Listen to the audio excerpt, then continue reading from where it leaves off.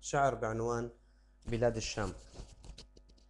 بداية أترحم على شهداء الوطن في بلاد الشام وفي سوريا تحديدا، مع تحيتي إلى كل من يواجه في صدره العاري رصاص الغاشمين وهو لا يملك إلا يده التي يلوح بها مطالبا بحقوقه المشروعة وبتحقيق العدل والإنصاف وتوفير الأمن لنفسه ولأهله.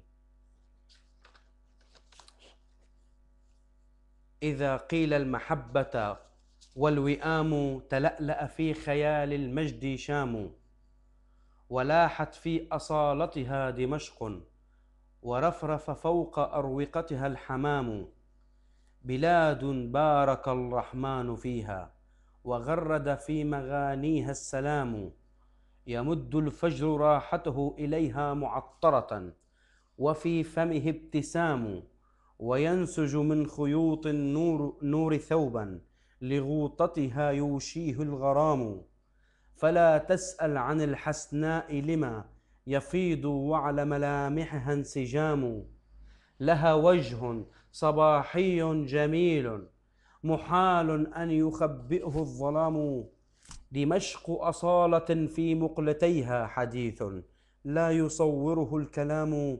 تظل دمشق نبراس المعالي وأن طال الثرى وجفى المنام. تهب رياحها شرقا وغربا بما يرضى به القوم الكرام، وتعصف ريحها بدعاة وهم تمادوا في غوايتهم وهاموا. إذا ذكرت بلاد الشام طابت بها كلماتنا وسم المقام.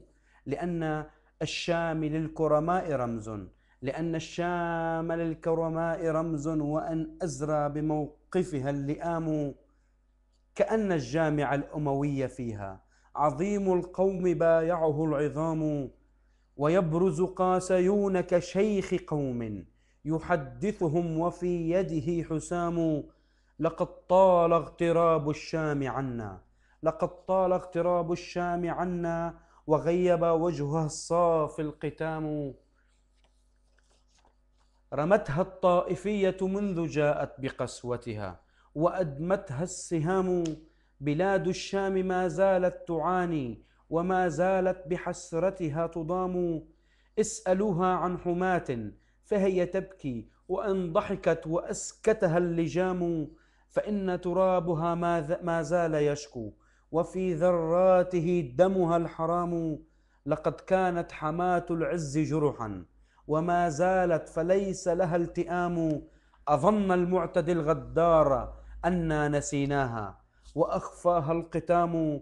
جرائم تنفر الأخلاق منها، جرائم تنفر الأخلاق منها، لها في شامنا الغالي ضرام.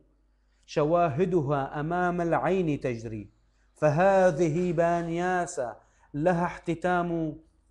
وفي محراب درعة ما يرين شواهد من جرائمهم تقام. لقد سالت دماء الناس ظلما فأفلت من يد الباهي الزمام. وأصبحت الوعود بلا وفاء وأن تمطر السحب الجهام. تحدث دومة الأبطال عما، تحدث دومة الأبطال عما يخبئه من فظائعه النظام.